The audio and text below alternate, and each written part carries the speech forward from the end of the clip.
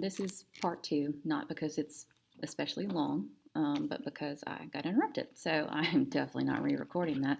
And I'm just going to pick up from here. Okay, so we talked, let me go back just a little bit. Stamp Act, we talked about that. Ooh, haven't finished that slide yet. Okay, Quartering Act, colonists respond. Patrick Henry, you can say this, yay, go over Common Lit, Patrick Henry speech. And I think I'm going to do that in class, but I have not quite decided if I'm going to assign it to my virtual students because it's a very difficult, it's a high level reading level text, and so sometimes it can be difficult to weed through. So Patrick Henry makes a speech about the Stamp Act. The Virginia House of Burgesses is passing laws saying, or not laws, but resolutions saying this is unjust. We don't want to do that. Only the House of Burgesses has the right to tax the people of Virginia. Patrick Henry is one of the youngest members of the House of Burgesses at this point. And he ends up referencing the murder of Julius Caesar in Rome, and it's a really good speech. He said that this is where we get the famous, if this be treason, then make the best of it. Basically, when someone accused him of having treasonous words, he said, well, if this is going to be treason, then let's really do treason because it's necessary. In regards to this, so first of all, we have, after Virginia decides to rebel, other colonies join in. So we have merchants in New York and Boston and Philadelphia organizing a boycott of British goods, and then the protests end up spreading to the other colonies. In October, delegates from 9 colonies meet in New York for something called the Stamp Act Congress. And they send a petition to, it's addressed to the king and to Parliament, and they demand the end of both the Sugar and the Stamp Act. Now, the book says that the protests worked, period. But really, it's more that the boycotts hurt them financially. So they decided that they weren't going to fool around with that anymore. In 1766, Parliament ends up repealing the Stamp Act, but at the same time, it passes the Declaratory Act, which says that Parliament has total control over the colonies. Basically, this representative government, this individualized government, and this kind of hands-off approach that Parliament has had so far is no longer what we're doing. Parliament is going to make laws and pass anything that it wants to in relation to the colonies, and the colonies have no right to object to it. So it's exactly that. For a very long time, the colonists were autonomous, and now they're saying no more. If we need to tax you, we will. If we need to make laws in relation to you, we will, and you can't do anything about it.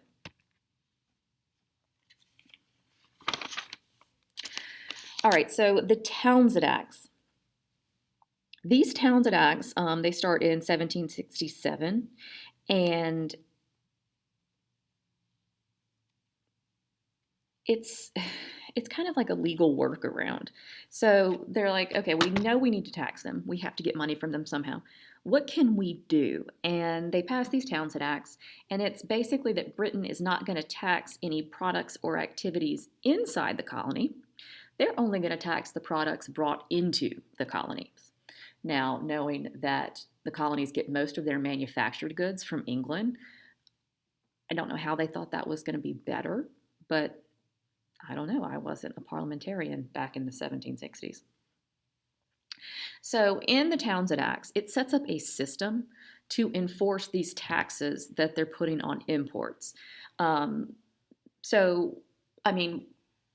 The North American colonists are well-known smugglers, and they know that they're really good at it. So they basically say, okay, well, they're not going to declare, the colonists aren't going to declare any imports that they're bringing into the colonies. They're just going to be like, nope, don't have them. And so they enable customs officers to use something called a writ of assistance. This is a court order that allows officials to make searches, but they don't have to say what they're searching for. So in America, you have to, in order to get a search warrant, you have to lay out what you're looking for and why you think it can be found in this particular place. This writ of assistance, it's just saying, hey, I can go search your stuff. I don't know what I'm looking for, but I'm looking for it, and I'm going to find it. The colonists see this as a violation of their rights because this gives anyone with this writ the ability to search them or their property at any time without notice. So it's a huge, huge violation of any kind of right to your own property. Charles Townshend is the official that's in charge of the British Treasury. He is what's called the Secretary of the Exchequer. He decides, too, that he is wanting to weaken colonial assemblies because as long as you have these bodies of lawmaking, or basically a body of an elected group of people that are, the whole purpose is to make laws, if we can get rid of that, then these people aren't going to sit here and say, well, oh, we're supposed to be making our own laws, because then, the legislature no longer exists. In the colony of New York, the New York Assembly refuses to abide by the Quartering Act. So they're not going to house soldiers. They're not going to feed soldiers. And in turn, Parliament says, okay, well, if you're not going to follow our laws, we are going to make it so that you can't meet. And they suspend the ability of this assembly to congregate and have any kind of power whatsoever. In response to this, your New Yorkers once again start boycotting our British goods.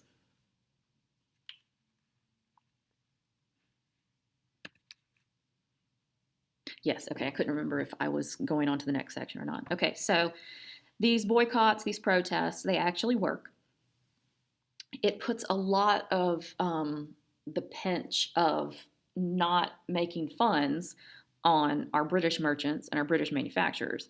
And they are the people who are friends with, members of Parliament. And most of them were members of Parliament. So they're, saying, look, we got to do something because I am losing money. On March 5th, 1770, Parliament actually goes ahead and repeals the Townshend duties, except the one that is on tea, because tea is a very popular drink and, everybody drinks tea and they're like, we're making a whole lot of money off of that, so we're going to keep that one in place. Mainly to show them that they could. This tax on tea is, it really is just like, well, we can, so we are. However, the same day that these acts are being repealed, in Boston, an angry crowd of really just kind of random people that work in Boston, people that live there, and some people that just happen to be passing through, they surround a group of soldiers. They shout at the soldiers. They throw snowballs that had rocks on them, inside them, at them.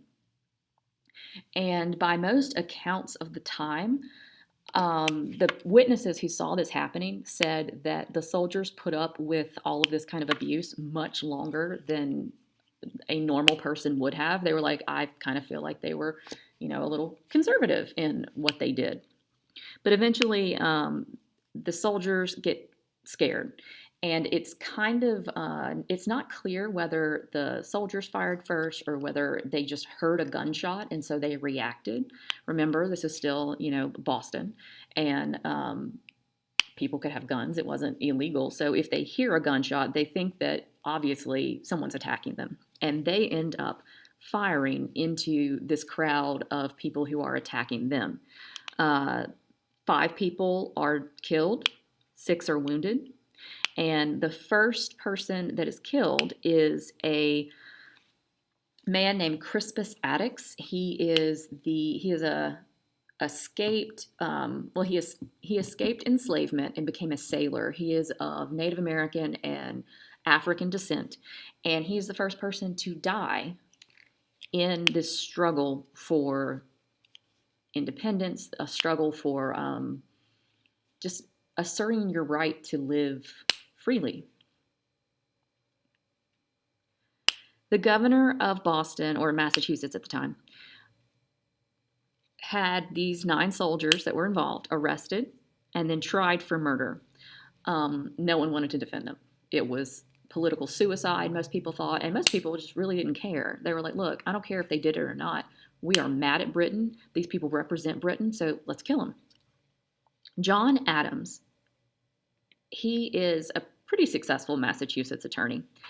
He signs up to defend them. He's also very much in favor of the rebellion. Like, he eventually becomes our second president. But his whole philosophy was, if we believe that we are in a country where every person accused of a crime has the right to a lawyer and to a fair trial, just because we don't like someone doesn't mean we can take that right away. And he takes on this case. He defends the soldiers. He does a fair job. Only 2 of the soldiers were convicted, and they had their thumbs branded. So, they weren't executed. It's not the best thing in the world. But considering, the mobs wanted to, lynch them and then tear them limb from limb, I think they got off pretty light. This is a very famous engraving of the Boston Massacre. It was done by Paul Revere. He was a silversmith, and, later on we know him as, the British are coming, the British are coming. He makes this engraving, and it is an excellent piece of propaganda because in looking at it, you see kind of this disorganization on the side of the colonists. They look like they're just kind of hanging out. They've even got their dog with them, and it looks like these horrible British army people just walked up to them and fired. They're in regiment. It looks really bad for the British.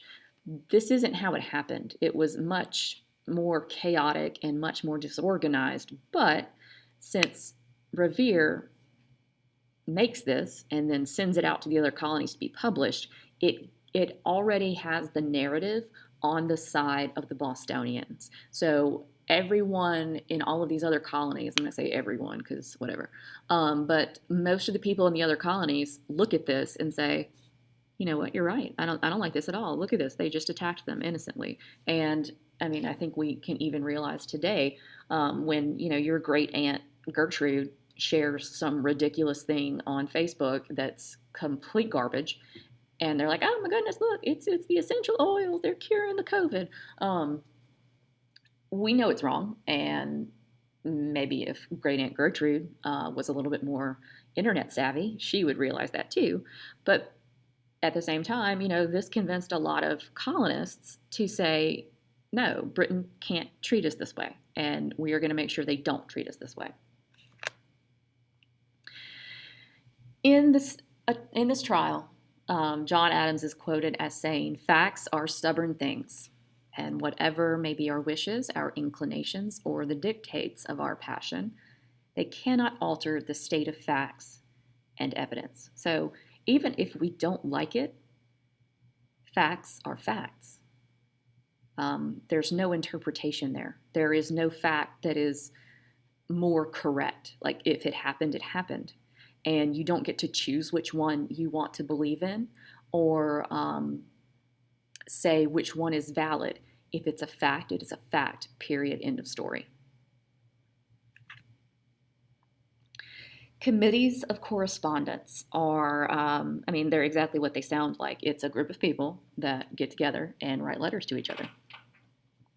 After the Boston Massacre, Samuel Adams, who is one of John Adams's cousin, and it's the same guy that the beer is named after. The beer is gross, by the way. Ew. Don't drink that stuff. Samuel Adams establishes, really the first committee of correspondence. The point of it is to send information through all the colonies, make sure everybody in all these different places understand what's happening. And if, the British are being unjust or if they are just being jerks, make sure everyone knows and make sure that their actions are publicized. Because if they're not, then you don't have this united front against this oppression that they feel they're having. These groups help unite our colonists against Britain. The way you unite a group of people is to say, we don't like this other person and we like ourselves better.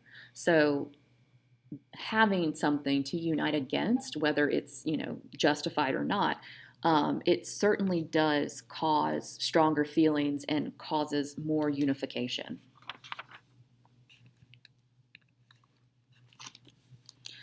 All right, so that should be the end of this.